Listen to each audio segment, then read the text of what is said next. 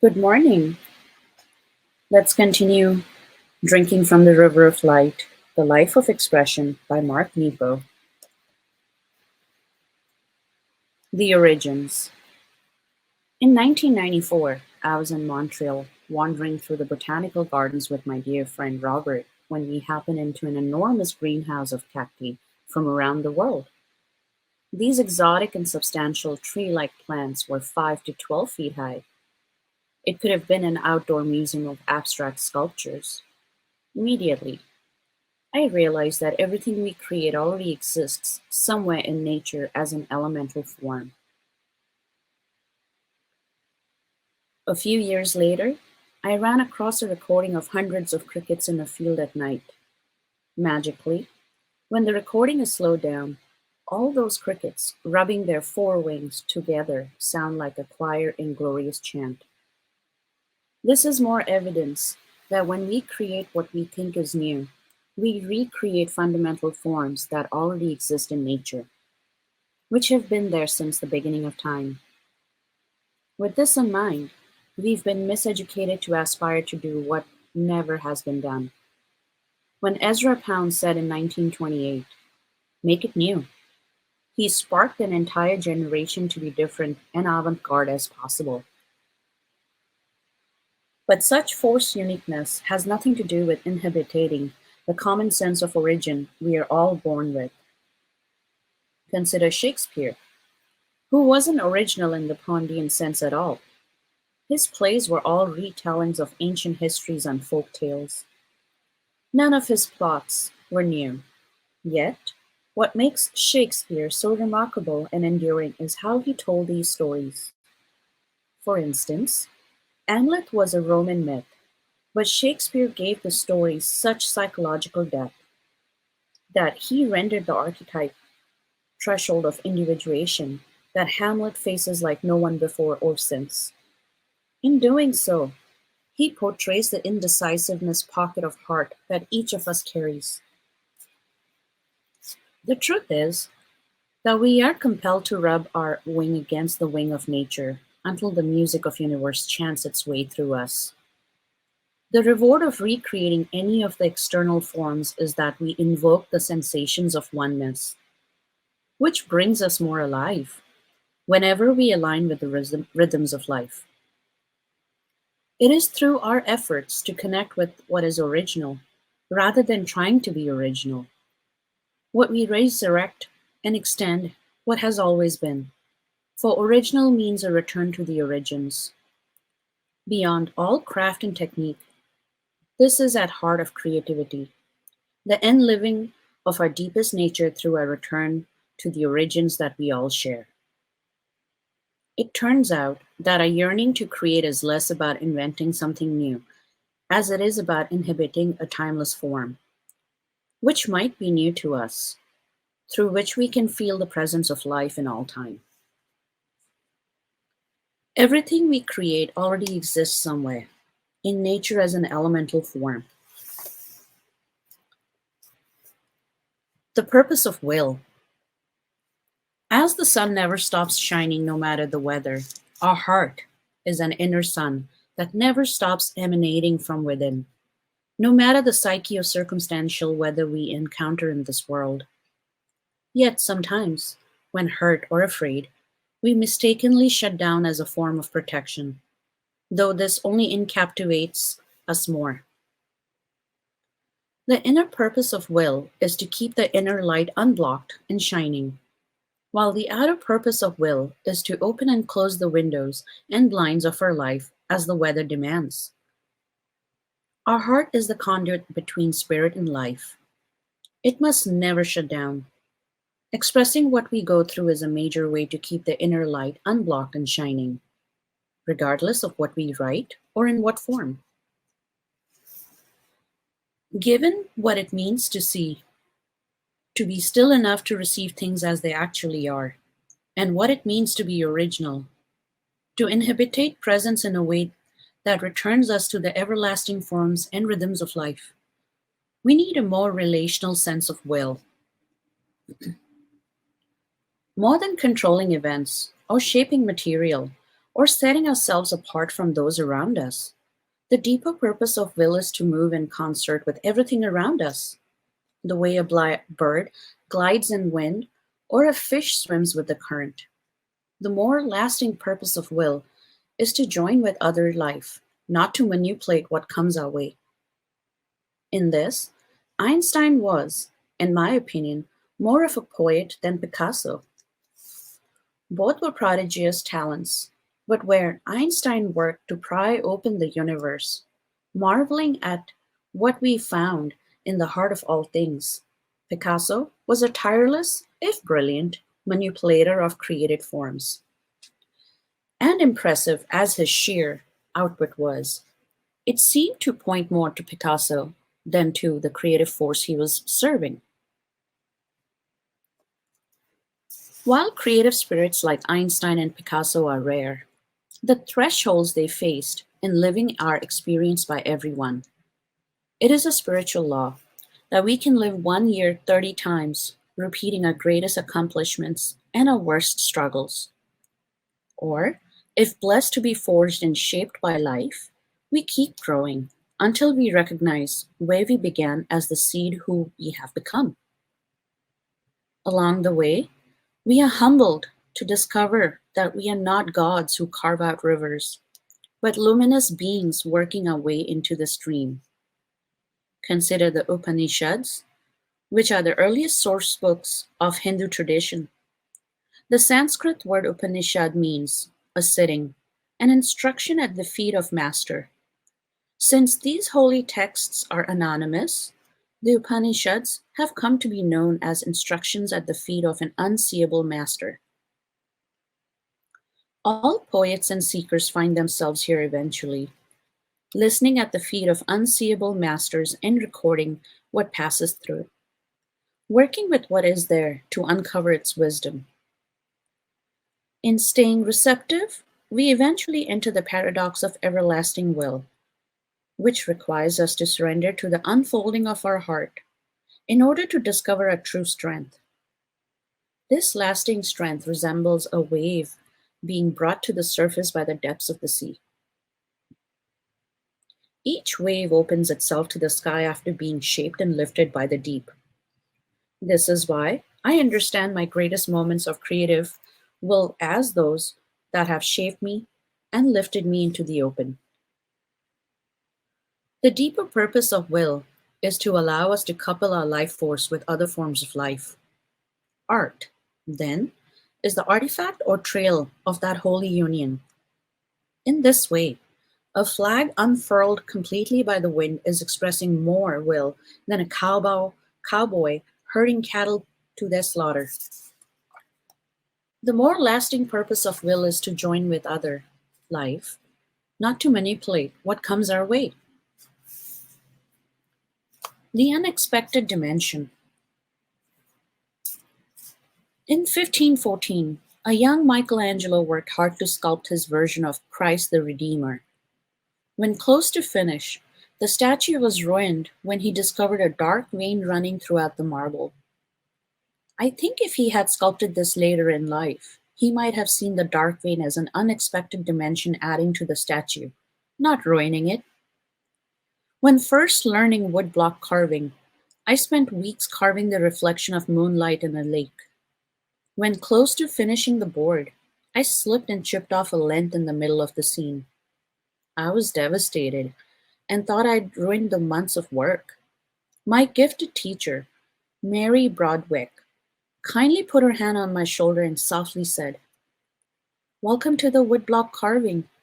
I couldn't help but laugh. Then she said, "Let's do a rubbing of the board and see what it wants to be." With a quiet wonder, she looked at the rubbing and led me into a deeper relationship with the carving, saying, "Remember, when you chip the board, will hold no ink and print as white. So let's see what other spots in the lake want to be white." And so, the mistake and ruination of the board became the threshold for bringing the reflection of the moon in the lake to the greater life in the print. My wife Suzanne is a potter.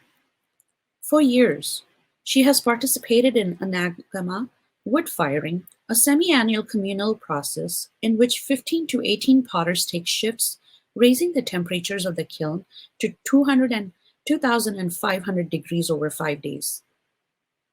Then, after a week of cooling, they open like the kiln, like a tomb to see what the fire has done to their work. Sometimes, the extreme heat will ruin the piece, but more often, the molten ash has scarred and beautified the pots in the most unexpected ways. Sometimes, a platter will be wrapped or peeled, extending the potter's design beyond what they could have foreseen. Or a vessel will have a crack in it that makes it seem ancient and eternal. The fire has the last word, and the end of all this collective work is to discover and accept the fire ways. Beyond our most earnest intent, our creative efforts allow us to meet and co-create with life, not bend life to our design. When finally accepting that we relate to material rather than manipulate, we discover what we create are changed by discovery. In the late 1850s, the sculptor Augustin Rodin started out by renting his first studio, which was converted horse stable. The young artist couldn't afford to hire models, and so he paid elderly handyman, Bibi, to pose despite his broken nose and weathered face. Over 18 months, Rodin sculpted the handyman's head, compelled to render the truth of his face rather than turning it into an idolized portrait, which was the trend of his day. The resulting bust, Man with the Broken Nose, what was Rodin's first statue of note. The legendary poet Rainer Maria Rilke later wrote about the statue. There are 1,000 voices of torment in this face. It does not plead to the world. It carries its justice within itself and holds the reconciliation of all its contradictions. During the coming winter, the back of the statue's head froze and cracked off, shattering on the floor. While distraught and disappointed, Rodin stared at the broken bust and began to see a greater truth in what was left. And so in 1864, Rodin submitted what remained as a mask of the Paris Salon. It was rejected. But Rodin's experience with Bibi and the shattered bust awakened him to the power of truth over beauty. Later, Rodin said, "The mask determined all my future work. It was first good piece of modeling I ever did. Following what happens over what is intended and working with what it led Rodin to conclude. There is nothing ugly in art except that which is without character. In the expressive journey, regardless of its form, we create more to discover less. In our passion, we create in excess, time and again, so that experience and the deeper elements can break, split, and burn off what is unnecessary, leaving us with only what matters. I don't think I would have discovered the moon's reflection in the wood block had I not imagined more than what was needed and chipped off that length in the middle of it. I don't think like potters would discover their unexpected beauty and the warp of their pots without offering the expansive wares to be further molded by the fire. Like Rodin, we are drawn to create all we can, only to stare into the broken pieces until we can see a greater truth emanating is what is left. Beyond our most earnest intent, our creative efforts allow us to meet and co-create with life, not bend life to our design. We relate more than we author. I am very interested in the behavior of art rather than the achievement of art. I see all the arts as apprenticeships for the big art of our lives. Dancer, potter, and teacher, Paulus Berenson. We are not the sole creators of everything we encounter. Everything in the universe has its own agency. When we assume that we create what we see, we cut ourselves off from the life force that is larger than us and isolate ourselves from the resources of the universe. We are not only living voices, and so creativity and expression are deep ways to relate to and honor other forms of aliveness. When writing my book, Finding Inner Courage, I discovered that one way to ask, what does courage mean? In Spanish is ¿Qué quiere decir el valor? This literally translates as what does courage want to say? The difference inherent in the Spanish view is that whatever holds meaning is alive and has its own vital authority and, therefore, demands us to be in a relationship to it in order to learn its meaning. The American view reads us to apprehend meaning or to create it, while the Spanish view readies us to experience meaning as it already exists. The Spanish view tells us that meaning can only be revealed by listening to the life waiting in the voice of every living thing, and only by staying in relationship to that living voice will we experience meaning in our days. Even the rules of syntax betray our want to play God and be the sole arbitrator of all we encounter. Consider our bias to the active voice over the passive voice. At one point in my book, The Endless Practice, I talk about how a metaphor is seen, like a mountain we came upon. During the editing process, a well-intentioned copy editor corrected that sentence, wanting me to use the active voice, saying that we see metaphor. But I believe we don't create the metaphor. Like courage, it exists outside of us and lives independently from our ability to see it. I firmly intend the passive voice here, so that the world in which everything is alive can work its magic on us. In fact, calling this the passive voice doesn't accurately describe its qualities, just as the word irrational isn't the opposite of rational. Intuitive is. I would rename the passive voice in language as the receptive voice. This allows for life to have its own agency beyond us. This begins to surface a syntax of being over a syntax of doing. Over time, I have learned that we discover material. We don't invent it. We uncover and retrieve what we create more than author it.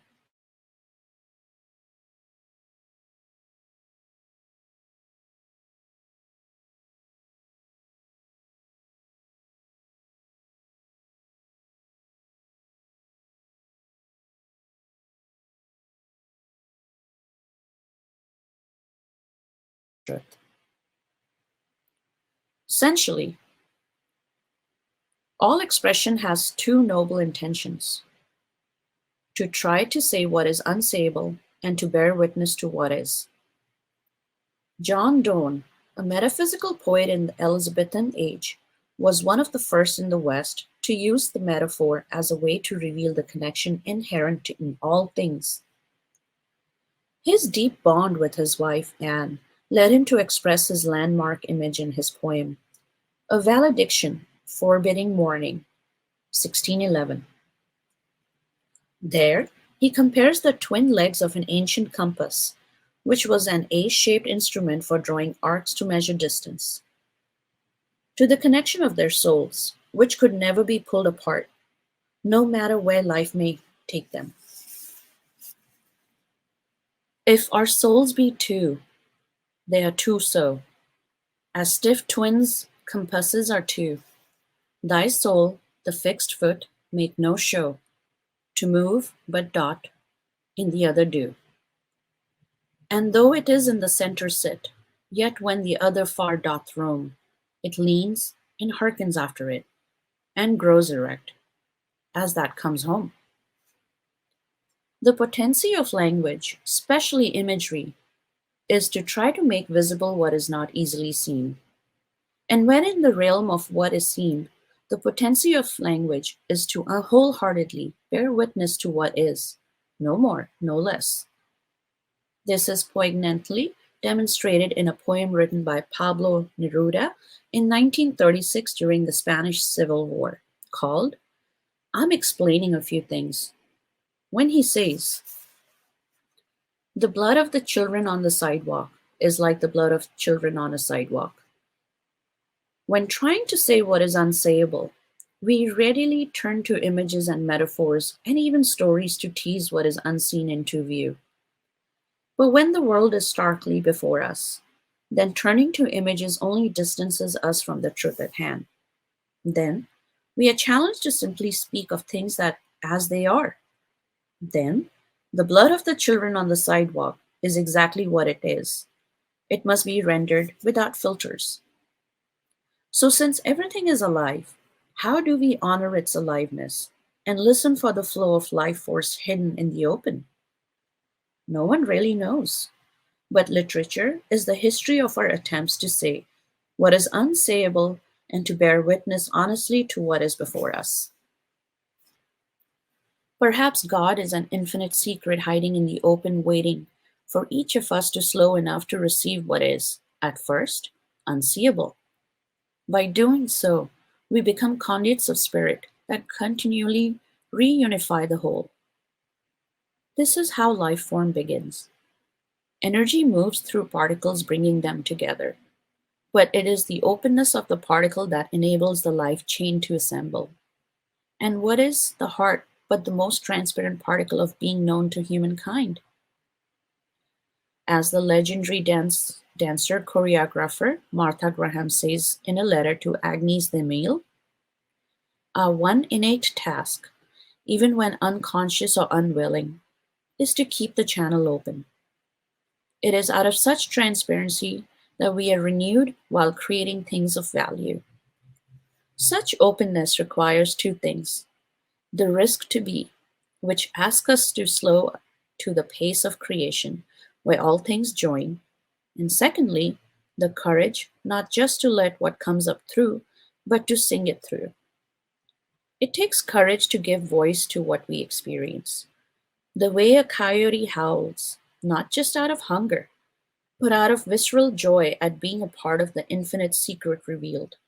In this way, we are angels wrapped in skin and fur, racing through thicket after thicket because we sense what can't be seen all around us. All expression has two noble intentions: to try to say what is unsayable and to bear witness to what is. To be continued. Thank you.